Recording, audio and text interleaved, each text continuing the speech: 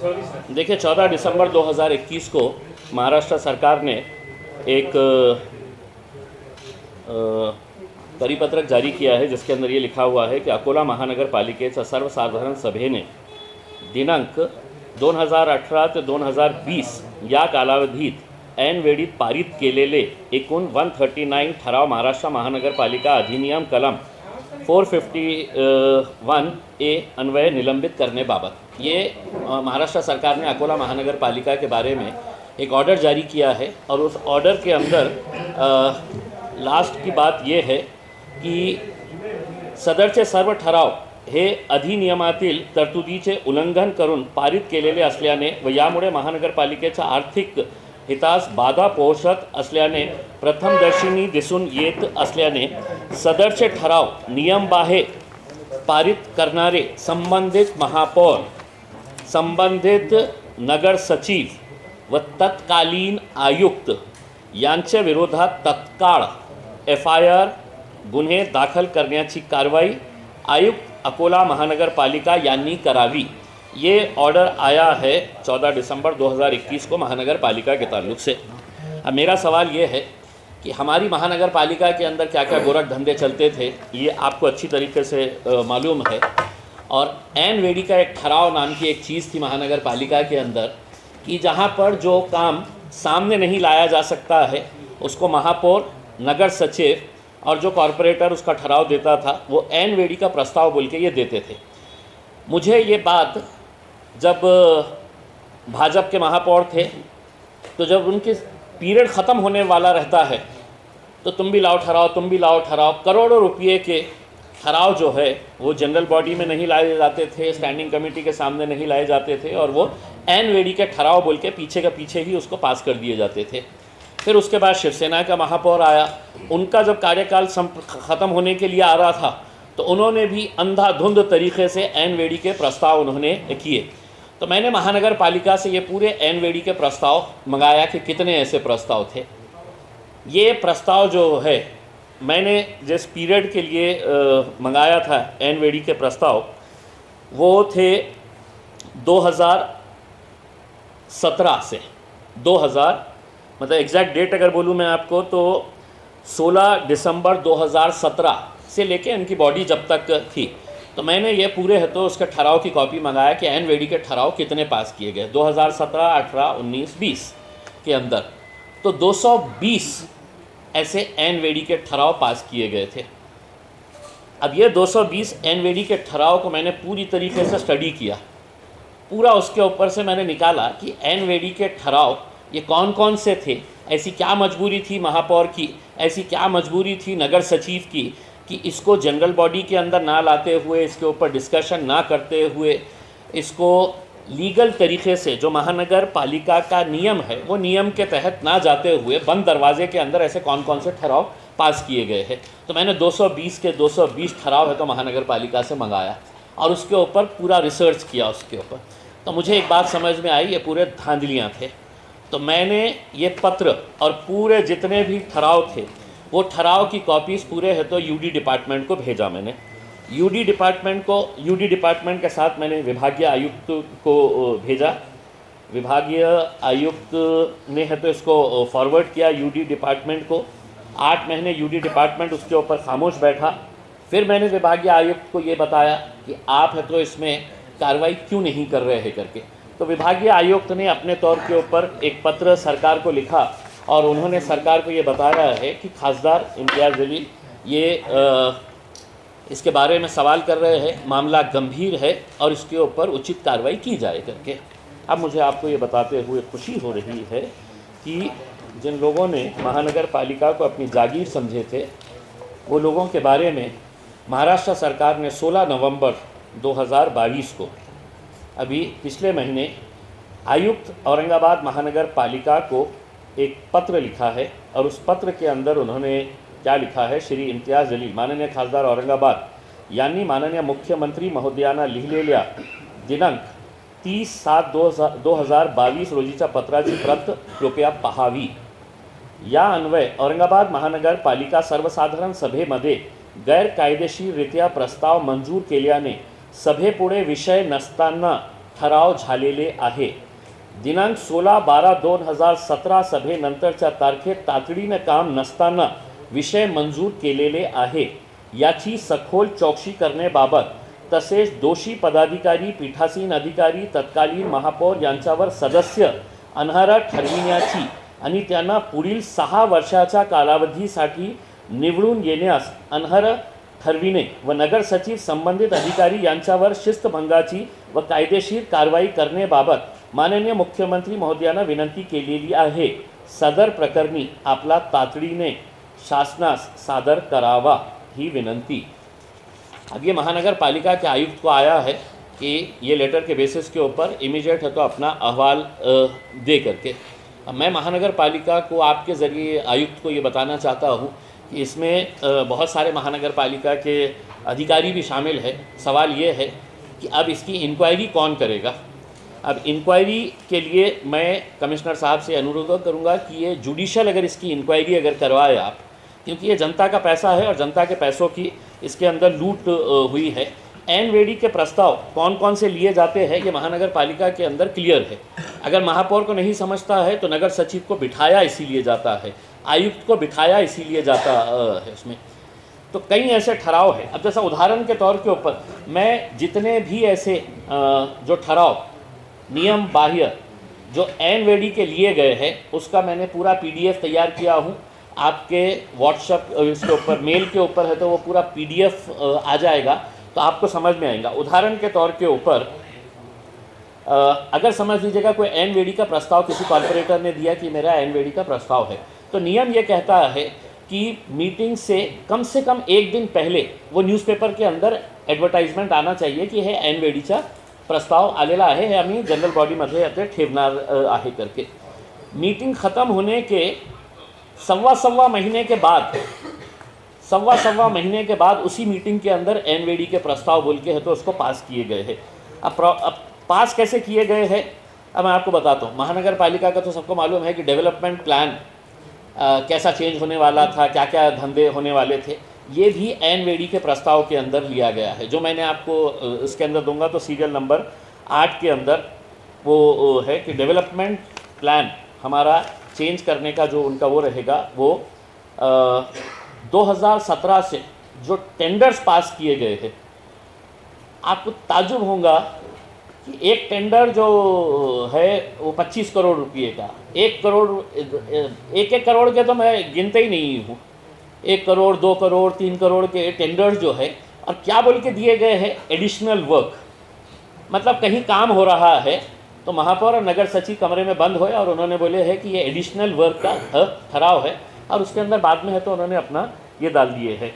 जैसा मैं आपको एक बताता हूँ,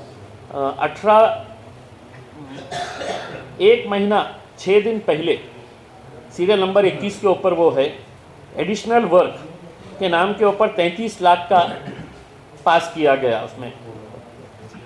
जबकि हकीकत ये है अगर 1 महीना 6 दिन अगर उन्होंने वो ठराव अपने पास रखे तो महानगर पालिका के नियम के हिसाब से हर महीने की 20 तारीख से पहले जनरल बॉडी मीटिंग होती थी, कंपलसरी है. उसमें 10 लोग रहो 50 रहो ये मायने नहीं रखता है, लेकिन रूल के हिसाब से ये महानगर पालिका अधिनियम के हिसाब से हर महीने होती है. तो 1 महीना 6 दिन महापौर अपने पास वो रखते हैं, दूसरी मीटिंग के अंदर भी उसको नहीं लेते हैं, फिर बंद कमरे के अंदर है तो ये ठराव पास किए जाते हैं. इसमें जो FIR रजिस्टर करने के लिए जो कहा गया है अकोला के उसके अंदर, उसका रीज़न क्या होता है कि फाइनेंशियल लॉस महानगर पालिका को हो रहा है, इरेगुलरिटीज़ हो रही है, या एनवेडी का प्रस्ताव जो पब्लिक कॉज के अंदर नहीं है. किसी नेता को ये दुकान देने का है, ये ज़मीन अलॉट कर देने की है, तो वो वैसे है. Without tender additional work serial number 25-26 के ऊपर 40,66,000. उस वक्त एक आरोग्य वैद्य के अधिकारी थी जिसका पॉलिटिकल बड़ा कनेक्शंस था, तो वो भी है तो एनवेडी के प्रस्ताव के अंदर. भाई महानगर पालिका का आरोग्य वैद्य के अधिकारी कौन होगा, ये एनवेडी का प्रस्ताव हो सकता है.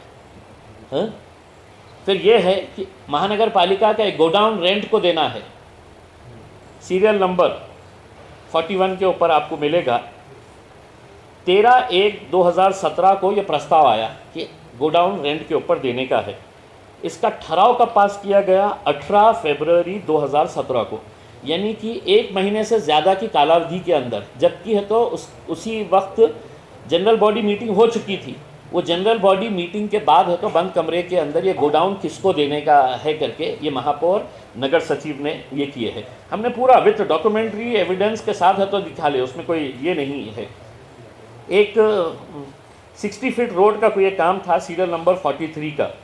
काम कितने का है आपको पता है? 14 करोड़ 90 लाख रुपये का। ये एनवेडी का ठहराव, एडिशनल वर्क बोल के इसके अंदर 14 करोड़ 90 लाख रुपये। और बाद में जो है इसको है तो मिनट्स ऑफ द मीटिंग के अंदर ये डाल दिया गया है, जनरल बॉडी के अंदर कहीं पर भी नहीं है। इसमें मुजीब भाई को सब पता है कि कैसा चलता है करके महानगर पालिका के अंदर। आर्किटेक्ट एक मैटर के अंदर अपॉइंट करना था, वो आर्किटेक्ट का अपॉइंटमेंट एनवेडी के ठहराव के अंदर, उसका न बहुत सारे इसके अंदर ना महानगर पालिका के इनवर्ड के अंदर है ठहराव, ना आउटवर्ड के अंदर है, कहीं पर भी नहीं है। लेकिन बंद कमरे के अंदर ये एनवेडी के ठहराव बोल के इसको पास कर लिए गए हैं। तो ये ऐसे बहुत सारे मैटर्स है। 220 के 220 मैंने पूरे निकाला हूँ, और वो 220 के हिसाब से। अब मेरा ये सवाल है कि अगर अकोला के लिए कानून वही है, सेम एग्जैक्ट यही है अकोला के अंदर, एफआईआर उस वक्त के म्यूनसिपल कमिश्नर, उस वक्त के नगर सचिव और उस वक्त के महापौर के ऊपर, ये अभी आया है। ये 14 दिसंबर 2021 को ये आया है। अब हमारा ऑर्डर निकला है। अब महानगर पालिका के आयुक्त को, ये भी पत्र मैं आपको दूंगा, मैंने जो शिकायत लिखा हूँ वो भी मैं आपको दे दूंगा। तो उसमें सवाल ये पैदा होता है कि अब आयुक्त इसकी इंक्वायरी किससे करवाएंगे? भाई आपके तो हमाम में पूरे महानगर पालिका के अंदर ऐसा अंधाधुंध कारोबार चल रहा था, तो सिर्फ महापौर या सिर्फ नगर सचिव ऐसा नहीं हो सकता है, बाकी सब ने आँख बंद करके बैठे थे, ऐसा नहीं है उसमें। तो मैं आयुक्त साहब से यही अनुरोध करूँगा कि अगर ये मैटर की इंक्वायरी जुडिशियल लेवल के ऊपर अगर करते हैं तो ठीक, और इसके ऊपर अगर कार्रवाई नहीं होती है तो मैं फिर अदालत के अंदर पूरे सबूत के साथ जाऊँगा। अब इसमें छेड़छाड़ करने की गुंजाइश इस वजह से नहीं है कि जो ओरिजिनल जितने कॉपीज़ है वो सर्टिफाइड कॉपीज़ मैंने पूरे निकाल लिया हूँ। 220 के 220 मेरे पास ठहराव की कॉपी है। उसमें एक रोड का काम का कितने करोड़ का है पता है? 25 करोड़ रुपये का। एनवेडी का ठहराव 25 करोड़ रुपये का। भाई जनरल बॉडी के अंदर क्यों नहीं लिया गया? आपको कुछ छुपाना था, आपको कुछ चोरी करना था, इस वजह से आप 25-25 करोड़ रुपये के ठहराव। बाद में आप उसका टेंडर निकाल दिए, डायरेक्ट टेंडर निकाल दिए है आपने।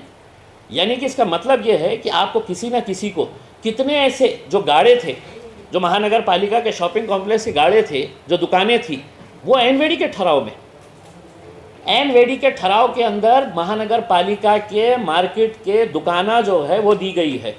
जो कम्युनिटी सेंटर्स है वो एनवेडी के ठहराव के अंदर दिए हैं। 220 के 220 मेरे पास है इसका। तो मेरे हिसाब से इनके ऊपर तो इंक्वायरी भी करने की ज़रूरत नहीं है। इसमें कमिश्नर ने सिर्फ सीधा देखना ये नियमों का उल्लंघन हुआ है और ये दोनों तीनों को जेल में डालना, इनकी जगह कोई दूसरी हो ही नहीं सकती है।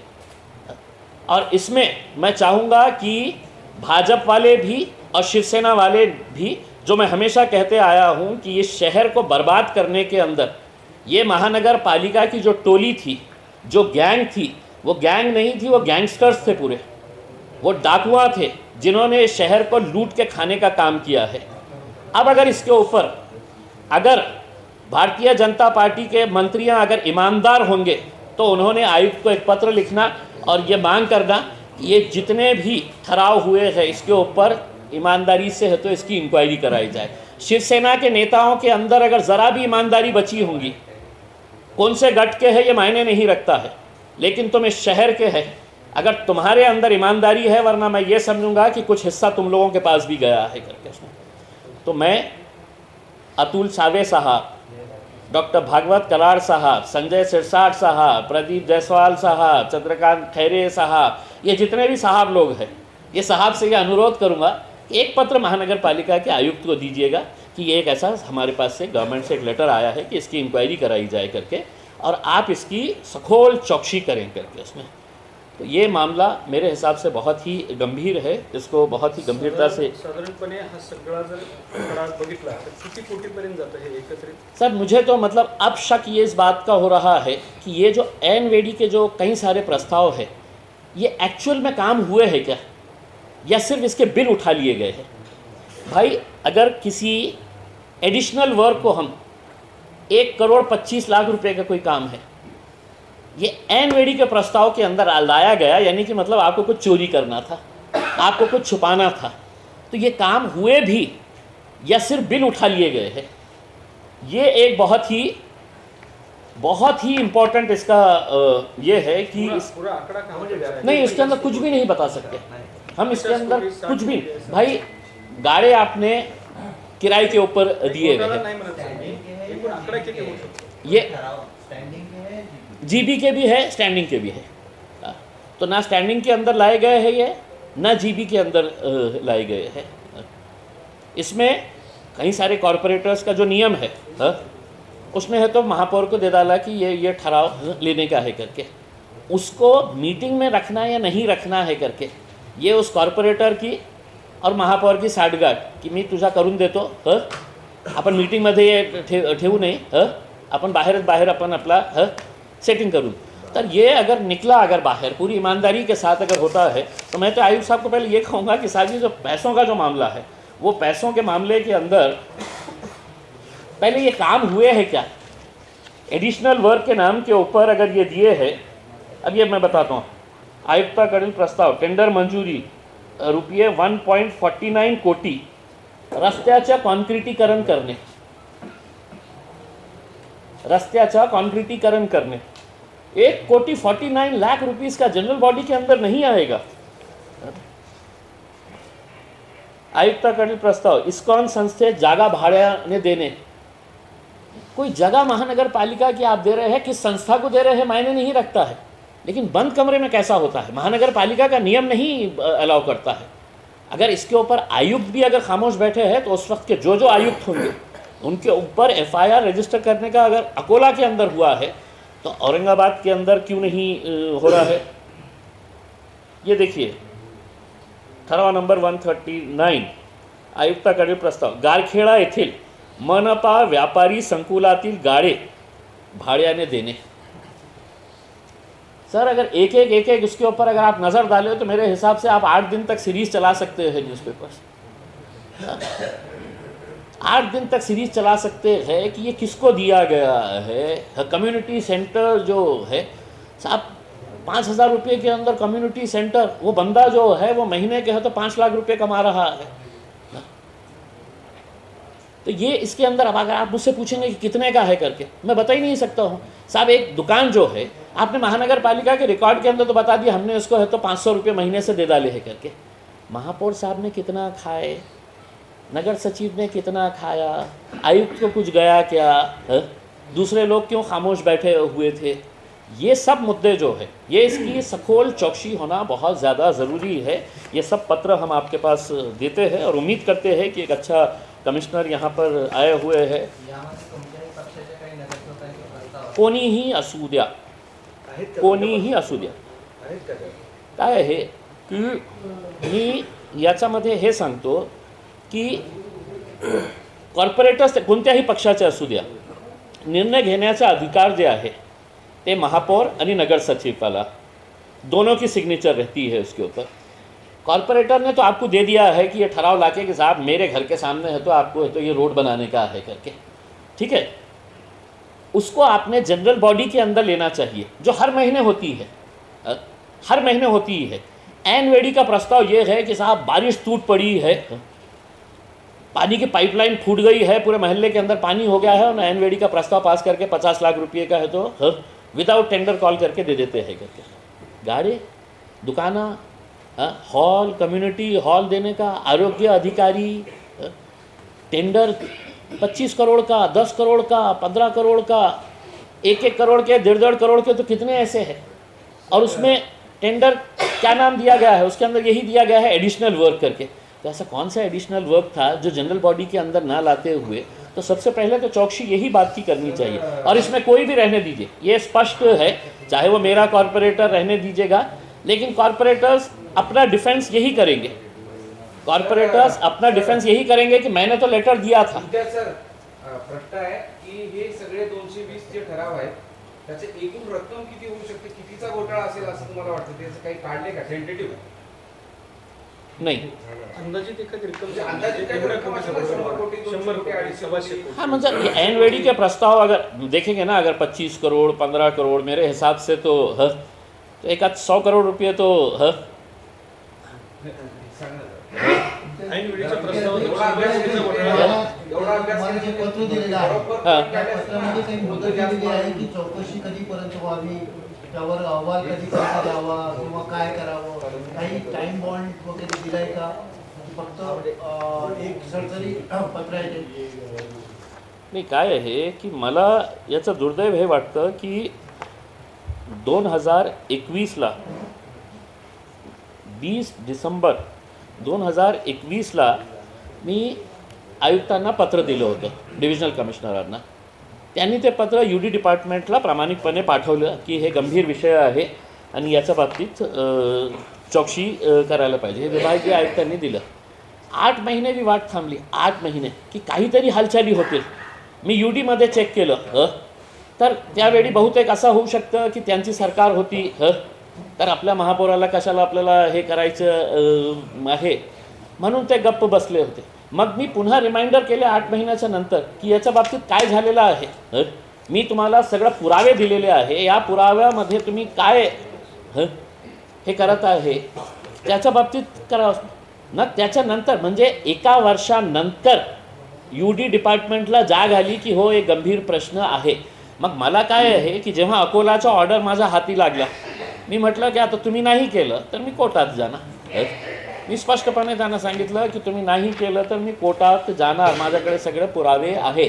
म्हणून शासनाने आता हे जे पत्र पाठवले त्यांनी टाइम लिमिट आहे का? त्यांनी काही लिमिट दिले नाही. चौकशी करून अहवाल त्यांनी फक्त हे लिहिलेले आहे, सदर प्रकरणी आपला तातडीने शासनास सादर करावा ही विनंती. हे कक्ष अधिकारी अर्बन डेव्हलपमेंट डिपार्टमेंट, नगर विकास विभाग, तातडीला त्यांनी म्हणलं. आणि त्यांनी एक परत मलाही दिलेली आहे. आता तातडीचं काय असू शकतं की सरकार कोणाची असेल तर 5 वर्षी तातडीने तब नगर विकास मंत्री एक मिनट, एक थे। हाँ? एकनाथ शिंदे तब नगर विकास मंत्री थे, अब CM हो गए, फूट हो गई, इसके लिए जानबूझ के अभी उन्होंने ये 16 नवंबर को लेटर दिया। नहीं। तब नगर विकास मंत्री नहीं क्या कर सुनिए, रहे थे? मैंने जिस पीरियड के अंदर मंगाया है वो 2017 से उस वक्त जो है वो अभी इनकी जिससे शादी हुई है हैं? तो उनके भी महापौर थे.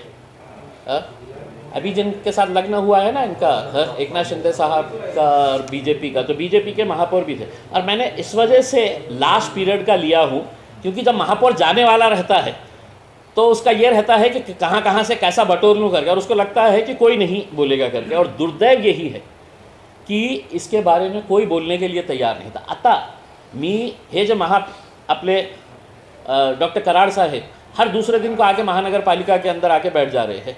वो दूसरे चंद्रकांत खैरे हो गए हैं. महानगर पालिका के अलावा उनको कोई दूसरा दिख ही नहीं रहा है. तो अब उन्होंने अपने तरफ से एक पत्र लिखना की माझ्या पार्टीच्या कार्यकाळात असा घोळ झाला असेल तर त्याचीही चौकशी करा. म्हणजे असं बोलण्याचा अर्थ हे नाही आहे की फक्त या काळामध्ये हे झालेलं आहे.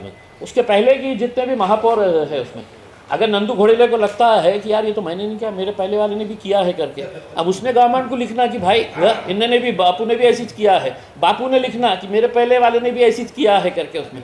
तो सब एक साथ, चाहे जेल में सब एक साथ बैठेंगे तो अच्छा भी लगेगा, सबको टाइम पास भी होगा सबका. म्हणजे अशा प्रकारे जलील साहेब केवळ ठराव घेतले का ती प्रक्रिया सुद्धा हे केली का?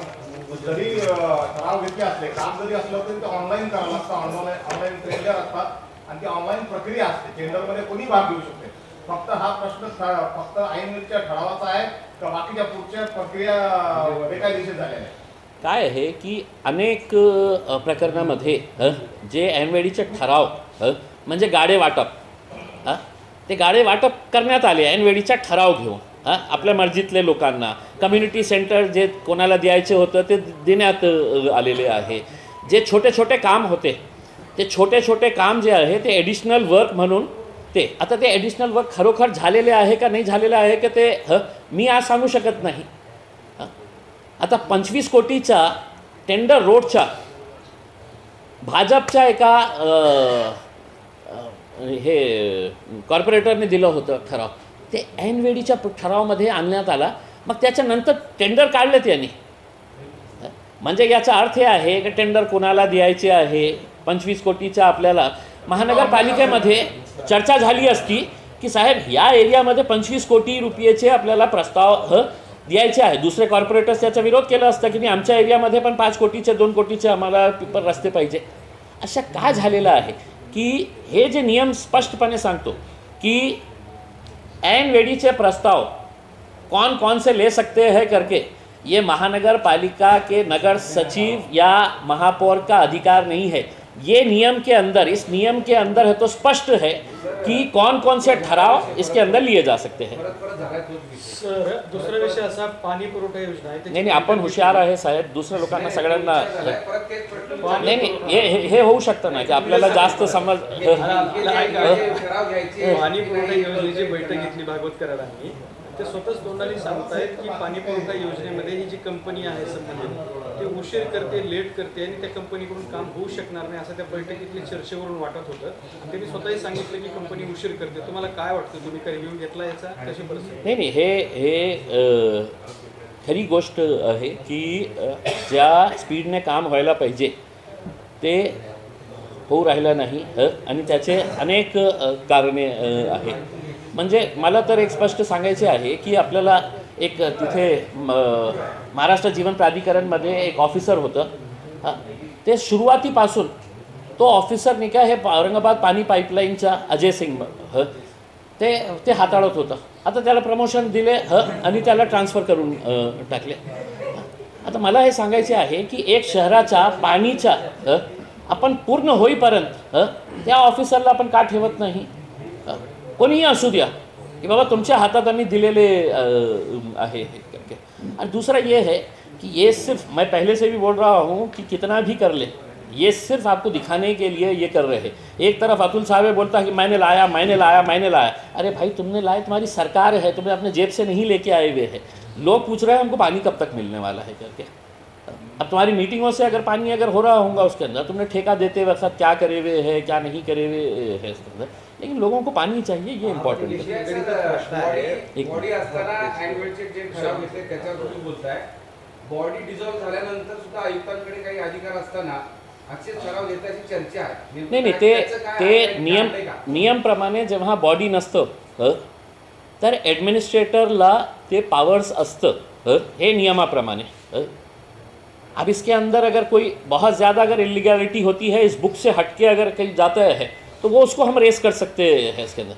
लेकिन अगर बॉडी ही नहीं है और तुम बोलेंगे कि नहीं आयुक्त ने है तो कोई ठराव लेना ही नहीं, कोई काम करना ही नहीं है, तो मेरे अगर ऐसी कुछ ठराव अगर माझा प्रश्न असा आहे, माझा प्रश्न मी विचारतो तुम्हाला समजला असेल की बॉडी असताना असे अॅन्युअलचे ठराव घेतले जे काहीतरी गडबड आहे.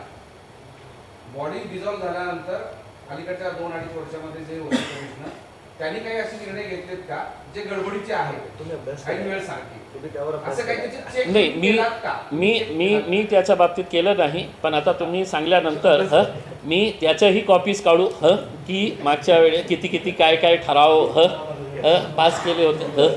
महापालिकेचा असा एक विषय आहे, पंतप्रधान आवास योजना, त्यातही खूप गोंधळ सुरू आहे. कंत्राटदाराची मुदत संपलेली आहे असा आरोप होतोय. त्यांनी सिक्युरिटी डिपॉझिट भरलेली नाही आहे. कंत्राट रद्द करा. तुम्हाला आवडणारे एक नेते त्यात खूप जास्त इंटरेस्ट घेत आहे. काय चालू आहे? म्हणजे दिशाची जी बैठक झाली होती तुम्ही होते त्यात चौकशीची माहिती आदेश दिले होते. देखिए एक तो मैं आपको ये बता दूं कि अभी 8 दिन पहले ही यूडी की मीटिंग हुई थी और मैं पिछले 3 साल से सेंट्रल गवर्नमेंट के अर्बन डेवलपमेंट कमेटी का सदस्य हूँ. अगले महीने मेरे इसरार के ऊपर मैंने बहुत ज़्यादा प्रेशराइज करके जनवरी में अर्बन डेवलपमेंट की पूरी कमेटी जो है वो औरंगाबाद को विज़िट करने वाली है. और ये मुद्दा भी हमने उठाया है कि अगर जो प्रधानमंत्री आवास योजना का इतना गाजा बाजा करके और इतनी मेहनत करने के बाद उसमें ये तो सिर्फ दूल्हा बनते घूम रहे हैं, मुझे कोई वो नहीं है। मैं पहले से भी बोला था उसके अंदर वो प्रधानमंत्री आवास योजना का नाम है तो भगवत कराड़ के नाम पे दे डालो, क्योंकि वो काम इतना सा करते हैं लेकिन बहू इतना बनाते हैं कि मैंने लाया कि पूरा हर चीज़ आपने लेके आए हुए हैं। लेकिन काम जो है वो काम करवा के दिखाइएगा भाई। हर चीज़ हो गई है, उसके बाद है तो कोई एक इंक्वायरी कमेटी बिठाई जा रही है, वो लैंड के इश्यूज चल रहे हैं। हमने बोला कि आपने 4 लैंड्स दिए हुए हैं, कम से कम गरीबों को ये विश्वास तो दिलाओ कि भैया हमारा घर बनने वाला है करके। एक लैंड तो क्लियर होगा, एक लैंड के ऊपर कम से कम काम तो करो। और मैंने खुद ने बोला कि मतलब उसके उद्घाटन के लिए हम खुद चाहेंगे कि पंत प्रधान नरेंद्र मोदी जी को हमने यहाँ पे बुलाना चाहिए करके। अब बेसिकली इसके अंदर जो इश्यूज़ आ रहे हैं वो आप लोकल लेवल के ऊपर बैठ के है तो डिविजनल कमिश्नर हो गए, कलेक्टर हो गए, म्यूनसिपल कमिश्नर हो गए हैं, यहाँ पे बैठ के है तो अगर आप इसको ये करेंगे, इसमें कुछ ठेकेदार के भी इश्यूज़ आ रहे हैं, बड़े नेताओं के कुछ वेस्टेड इंटरेस्ट भी इसके अंदर आ गए हैं। इस वजह से अब ये जो एक पूरी मेहनत करके यहाँ तक जो लेके आया गया है वो कहीं ना कहीं ऐसा लग रहा है कि इसके अंदर रुकावट। पर एक चीज़ क्लियर है कि एक मर्तबा स्कीम ख़त्म हो गई है तो उसकी फंडिंग रुक जाएंगी और ये हाथ ऊपर कर डालेंगे कि केंद्र सरकार ने तो ये कर दिया है करके उसकी फंडिंग बंद कर दी है बोल के। पण घोळ आहे ना त्यात, घोळ तुम्हाला दिसलाय ना त्यात? 100%।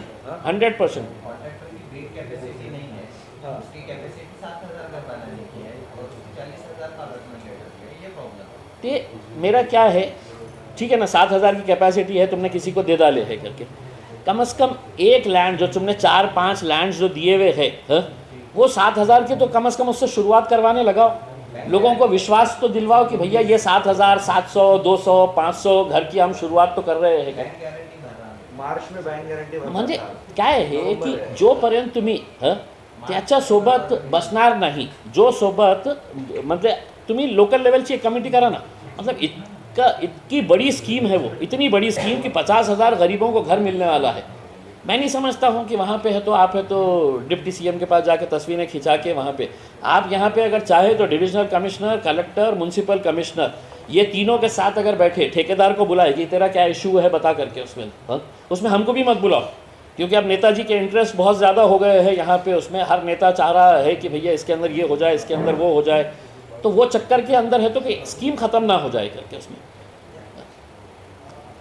सर 6 डिसेंबर आहे, बाबरी मस्जिद पाडली गेली होती, दुसरीकडे त्याचा पाडल्याच्या उत्साहामध्ये कोणी आरती करतंय, कोणी काही कार्यक्रम घेतंय, तुमची काय भूमिका आहे? देखिए अब जो भी है ये पिछले कई सालों से ये चलता हुआ आ रहा है। बाबरी मस्जिद की शहादत जो है वो यकीनन मैं समझता हूँ कि हिंदुस्तान में आज़ादी के बाद जो 4-5 घटनाएं बड़ी हुई है जिससे देश कमज़ोर हुआ है उसमें बाबरी मस्जिद की एक शहादत है। अब यकीनन अगर वो मस्जिद शहीद की गई है तो मुसलमानों को इसको बात का तो अफसोस होगा ही, और जिन्होंने उसे शहीद की है वो जश्न हर साल मनाने वाले हैं, तो उसके ऊपर अब हम बहुत ज़्यादा ये नहीं है ये बोलते रहते हैं, घोषणा देते हैं कि ये तो झांकी है, काशी मथुरा बाकी है। देखिए अगर इस मुल्क के अंदर अगर कानून है, अगर संविधान है तो वो हिसाब से चलेगा, वरना नारों के हिसाब से और सत्ता के हिसाब से चलने लगा तो फिर मुश्किल है। जुने मित्र वंचित आता ते शिवसेनेसोबत गेले, ते तुमच्यासोबत येईल अशी तुम्हाला आशा अपेक्षा होती, तुमची आयडियोलॉजी जुळते असं तुमचं म्हणणं होतं वर्षभराआधी, आता ते तिकडे गेले। नहीं, मेरा आज भी ये मत है कि अलायन्स ऑफ नॅचरल चॉईस जे आहे ते मुस्लिम्स आणि दलित। कारण काय आहे की सर्वात जास्त कुणाचा उपयोग राजनीतीमध्ये करण्यात आलेला आहे सत्तेपासून दूर ठेवण्यासाठी, तर ते एक मुस्लिम समाजाचा आणि एक दलित समाजाचा, म्हणजे एक नॅचरल एक बॉन्डिंग होती की जेव्हा आम्ही बाळासाहेबसोबत गेलो होतो तर दलित समाजामध्ये एक उत्साह होता, मुस्लिम समाजामध्ये एक उत्साह होता, ते काही कारणाने पुढे राहिलं नाही। पण असं नाही आहे की सगळं संपलेला होता। आपल्याला एक लार्जर पिक्चर अपन देखे होते कि समाज के बारे में सोचना बहुत इम्पॉर्टेंट था उसमें, कि समाज को क्या चाहिएगा करके। अब अगर वो किसी के साथ जाते हैं तो हर पार्टी का अपना अधिकार है कि वो किसके साथ जाना चाहिए। बाळासाहेबांनी विचार केला नाही लार्जर स्केलचा, बाळासाहेबांनी विचार केला नाही, त्यांची पार्टी आहे, मी त्यांच्या बाबतीत बोलू शकत नाही ना भाई, त्यांची डिफरंट पार्टी आहे, त्यांना असं वाटलं असेल की नाही एक इलेक्शन आपण केलेलं आहे, आता आपण दुसरं इलेक्शन यांच्यासोबत जाऊ, तर मी त्यांना, पण एक लार्जर पिक्चर म्हणून आम्हाला असं वाटत होतं की दलित आणि मुस्लिम एकत्र आले तर आम्हाला दुसरं कोणाचीही आवश्यकता नाही.